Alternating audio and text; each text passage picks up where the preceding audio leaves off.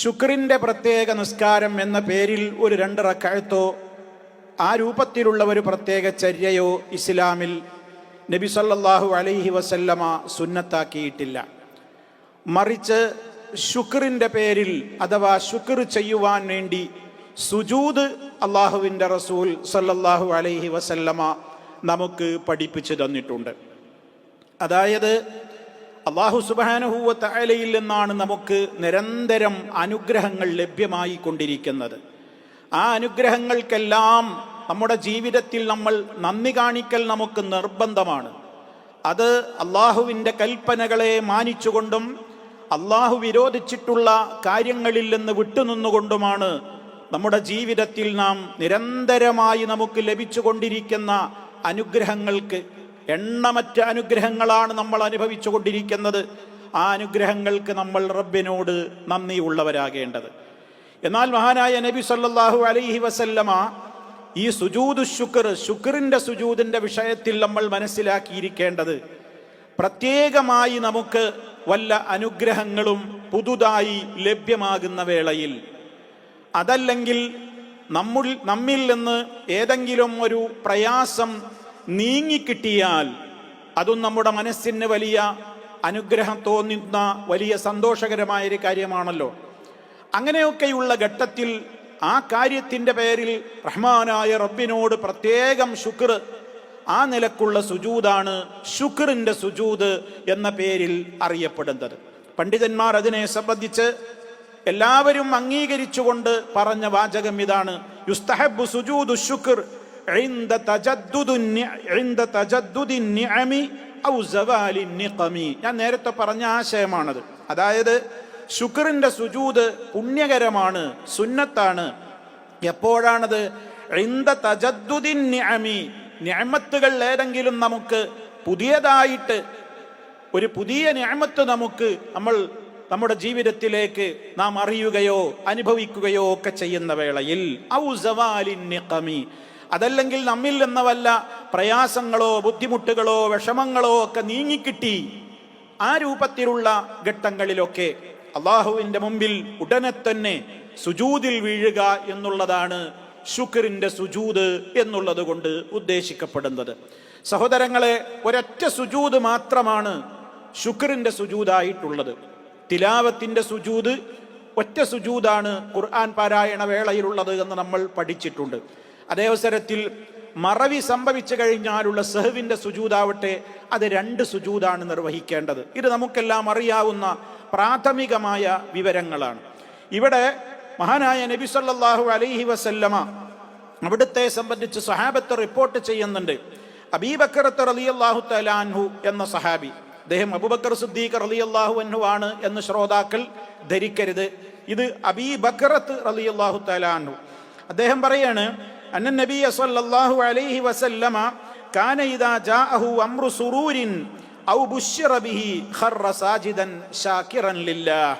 ഇമാം തുർമുദിയും അബൂ ദാവൂദും ഇബ്നു മാജയും ഒക്കെ റിപ്പോർട്ട് ചെയ്തിട്ടുള്ള ഒരു ഹദീസാണിത്. അതായത് നബി സല്ലല്ലാഹു അലൈഹി വസല്ലമക്ക് അവിടുത്തേക്ക് വല്ല സന്തോഷകരമായ വാർത്തയും പെട്ടെന്ന് അവിടുത്തേക്ക് ലഭ്യമായാൽ, വല്ല കാര്യവും സംഭവിച്ചു കഴിഞ്ഞാൽ, ഔ ബുശ്ശിറ ബിഹി, അല്ലെങ്കിൽ ഏതെങ്കിലും ഒരു വാർത്ത കൊണ്ട് അവിടുന്ന് സന്തോഷ വാർത്ത അറിയിക്കപ്പെട്ട് കഴിഞ്ഞാൽ, ഖറ സാജിദൻ, അവിടുന്ന് സുജൂദിലേക്ക് വീഴും, സുജൂദിൽ വീഴുന്നതാണ്. ഷാക്കിറൻ ലില്ലാഹ്, അള്ളാഹുവിന് നന്ദി പറഞ്ഞുകൊണ്ട്, റബ്ബിന് ശുക്ർ എന്ന നിലക്ക് എന്ന് നമുക്ക് ഹദീസിൽ കാണുവാൻ സാധിക്കും. നബി സല്ലല്ലാഹു അലൈഹി വസല്ലമ ദീർഘമായി സുജൂദിൽ കിടന്നുവെന്നും അവിടുന്ന് ആ സുജൂദിൽ വഫാത്തായി പോയോ എന്ന് ഞാൻ വിചാരിച്ചു പോയി എന്നൊക്കെ അബ്ദുറഹ്മാൻ ഇബ്നു ഔഫ് റളിയല്ലാഹു തആല എന്ന് പറയുന്ന ഒരു സംഭവവും നമുക്ക് ഹദീസ് ഗ്രന്ഥങ്ങളിലൊക്കെ കാണാൻ സാധിക്കും. നബി സല്ലല്ലാഹു അലൈഹി വസല്ലമിൻ്റെ ആ ദീർഘമേറിയ സുജൂദ് കഴിഞ്ഞതിൻ്റെ ശേഷം അബ്ദുറഹ്മാൻ റളിയല്ലാഹു തആല അൻഹു ചോദിക്കുന്നുണ്ട്, പ്രവാചകരെ, എന്താണ് ഈ സുജൂദ് എന്ന് ചോദിച്ചപ്പോൾ അവിടുന്ന് എനിക്കൊരു സന്തോഷകരമായ വാർത്തയും കൊണ്ട് ജിബ്രീൽ അലൈഹിസ്സലാം വന്നു. അതായത് എൻ്റെ പേരിൽ ആരെങ്കിലും സ്വലാത്തിനെ അള്ളാഹുവിനോട് ചോദിച്ചാൽ അള്ളാഹു അവന് പ്രത്യേകം ഗുണം ചെയ്യുന്നതാണ്, പ്രത്യേകിച്ച് അള്ളാഹു അവൻ്റെ മേൽ അനുഗ്രഹങ്ങൾ ചൊരിയുന്നതാണ് എന്നൊക്കെ അർത്ഥം വരുന്ന സന്തോഷ വാർത്തയുമായി ജിബ്രീൽ അലൈഹിസ്സലാം എൻ്റെ അടുക്കൽ വന്നു എന്ന ആ സന്തോഷ വാർത്ത കേട്ടപ്പോൾ ഞാൻ അള്ളാഹുവിന് ശുക്റായിക്കൊണ്ട് സുജൂദ് ചെയ്തതാണ് എന്ന് നബി സല്ലല്ലാഹു അലൈഹി വസല്ലം പറഞ്ഞതായുമൊക്കെ ചില റിപ്പോർട്ടുകളിൽ കാണാം. പണ്ഡിത ലോകത്ത് ആ ഹദീസിനെ സംബന്ധിച്ചതിൻ്റെ ബലാബലങ്ങൾ നിർണ്ണയിക്കുന്നതിൽ പണ്ഡിത ലോകത്ത് വീക്ഷണ വ്യത്യാസങ്ങൾ ഉണ്ടെങ്കിലും ചില പണ്ഡിതന്മാരൊക്കെ അത് ഹസനായ റിപ്പോർട്ടാണ് എന്ന് പറഞ്ഞതായി നമുക്ക് കാണുവാൻ സാധിക്കും. ഏതായിരുന്നാലും സഹോദരങ്ങളെ, നബി സല്ലല്ലാഹു അലൈഹി വസല്ലമിൻ്റെ സഹാബിമാരും ഈ ചര്യ പിന്തുടർന്നവരായിരുന്നു. അവരുടെയൊക്കെ ജീവിതത്തിൽ നമുക്ക് അബൂബക്കർ സിദ്ദീഖ് റളിയല്ലാഹു അൻഹുവിനെ സംബന്ധിച്ച്, അതുപോലെ തന്നെ മഹാനായ കഅബ് ബിൻ മാലിക് റളിയല്ലാഹു തആല അൻഹുവിൻ്റെ തൗബ സ്വീകരിച്ച അല്ലാഹു സുബ്ഹാനഹു വ തആല അദ്ദേഹത്തിൻ്റെ പശ്ചാത്താപം സ്വീകരിച്ചിരിക്കുന്നു എന്ന് പറഞ്ഞുകൊണ്ട്, അത് വേറൊരു വിഷയമാണ്. നബി സല്ലല്ലാഹു അലൈഹി വസല്ലമും സഹാബിമാരുമൊക്കെ കഅബ് റളിയല്ലാഹു അൻഹു അടക്കമുള്ള 2-3 സഹാബിമാരുടെ പേരിൽ മദീനയിൽ കുറച്ച് ദിവസം അവരുമായി വിട്ടുനിൽക്കാൻ എല്ലാവരോടും ആഹ്വാനം ചെയ്ത ഒരു സംഭവം നമുക്ക് വിശുദ്ധ ഖുർആനിൽ തന്നെ നമുക്കത് കാണുവാൻ സാധിക്കുന്നുണ്ട്. ആ സംഭവത്തിൽ 40 കുറേ ദിവസങ്ങൾ കഅബ് റളിയല്ലാഹു തആല അൻഹു വളരെ വിഷമിച്ചുകൊണ്ട് നടക്കുകയുണ്ടായി. പിന്നീടാണ് ഒരു അറിയിപ്പുണ്ടാകുന്നത്, യാ കഅബ് ബിൻ മാലിക്, കഅബേ അബ്ശിർ, സന്തോഷിച്ചുകൊള്ളൂ, അഥവാ തൗബ സ്വീകരിച്ചതായി അള്ളാഹുവിൻ്റെ ആയത്തിറങ്ങിയിരിക്കുന്നു എന്ന വചനം ഇറങ്ങിയിട്ടുണ്ട് എന്ന വിവരം അറിഞ്ഞ മാത്രയിൽ ഫഖറർതു സാജിദ, കഅബ് റളിയല്ലാഹു തആല അൻഹു പറഞ്ഞതായി ഇമാം ബുഖാരി റിപ്പോർട്ട് ചെയ്യുന്നുണ്ട്, ഞാൻ അപ്പോൾ തന്നെ സുജൂദിൽ വീഴുകയുണ്ടായി എന്ന്.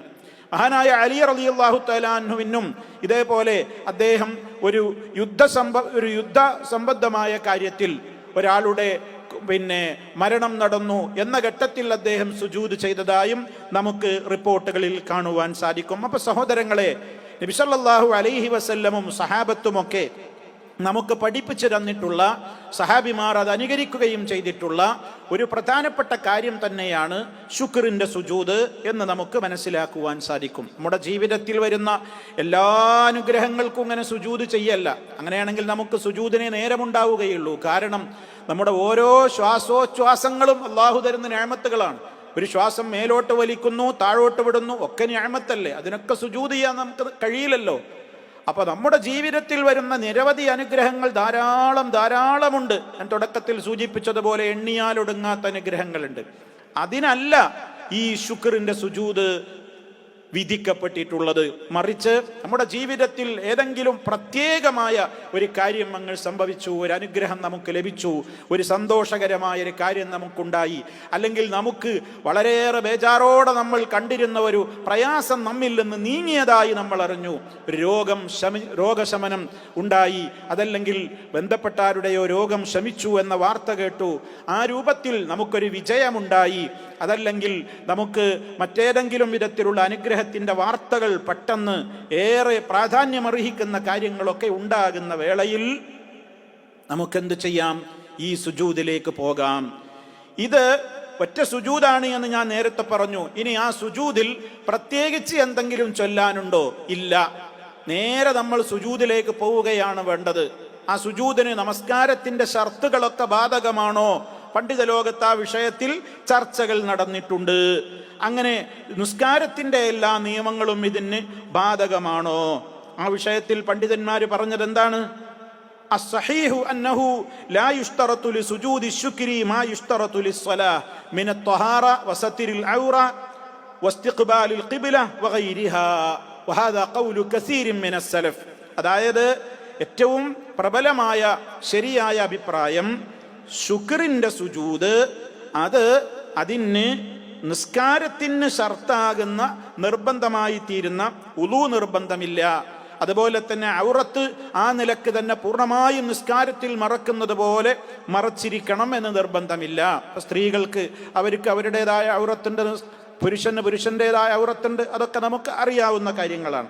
അതുപോലെ തന്നെ ഖിബിലയുടെ നേരെ അഭിമുഖീകരിച്ചുകൊണ്ടായിരിക്കണം ഈ സുജൂദ് എന്നുള്ളതും ഒരു അനിവാര്യമായ കാര്യമല്ല.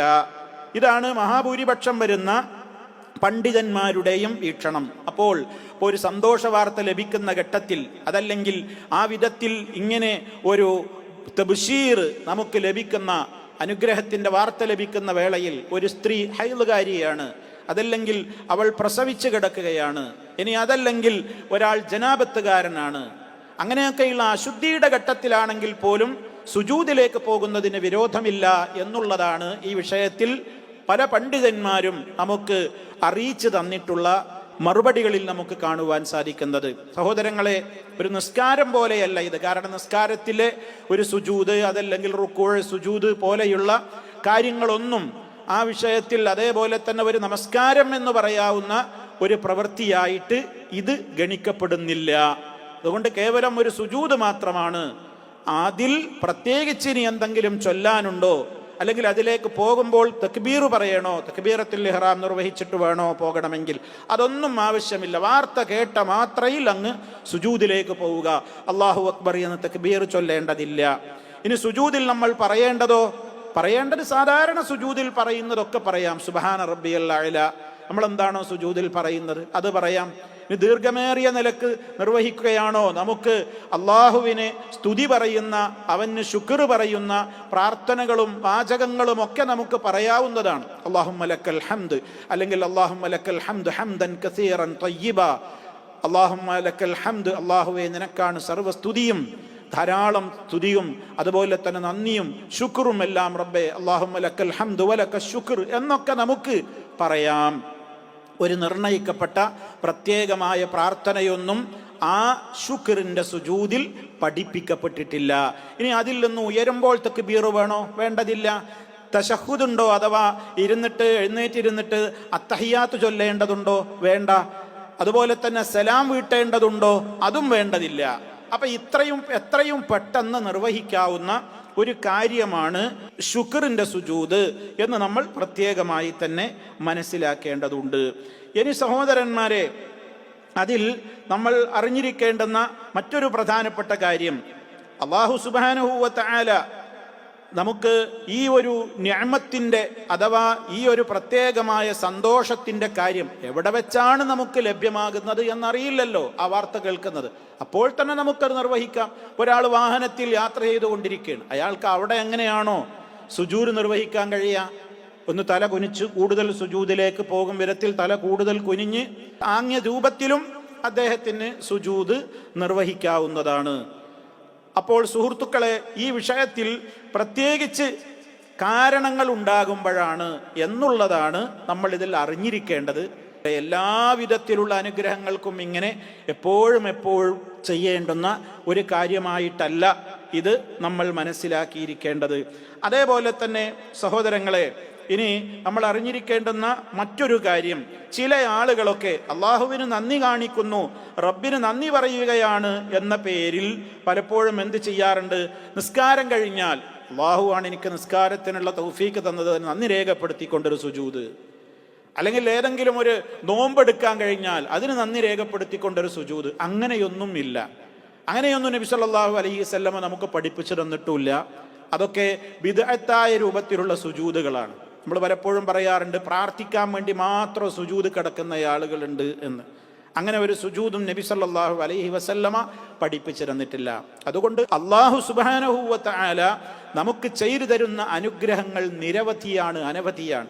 അവക്കൊക്കെ നമ്മുടെ ജീവിതത്തിൽ നമ്മൾ എപ്പോഴും നന്ദിയും ശുക്റുമുള്ളവരായിട്ട് തന്നെയാണ് ജീവിക്കേണ്ടത്. അതിൻ്റെ പുറമേ നമ്മുടെ ജീവിതത്തിൽ ഉണ്ടാകുന്ന പ്രത്യേകമായ സന്തോഷ വാർത്തകൾ, നമുക്ക് നമ്മിൽ നിന്ന് നീങ്ങിപ്പോകുന്ന പ്രയാസകരമായ കാര്യങ്ങളൊക്കെ നീങ്ങി എന്നറിയുമ്പോഴൊക്കെ ഉണ്ടാകുന്ന ആ ഘട്ടങ്ങളിൽ അള്ളാഹുവിൻ്റെ മുമ്പിൽ ശുക്റായിക്കൊണ്ട്, നന്ദിയായിക്കൊണ്ട് സുജൂദിൽ വീഴലാണ് ശുക്റിൻ്റെ സുജൂദ് കൊണ്ട് ഉദ്ദേശിക്കപ്പെടുന്നത്.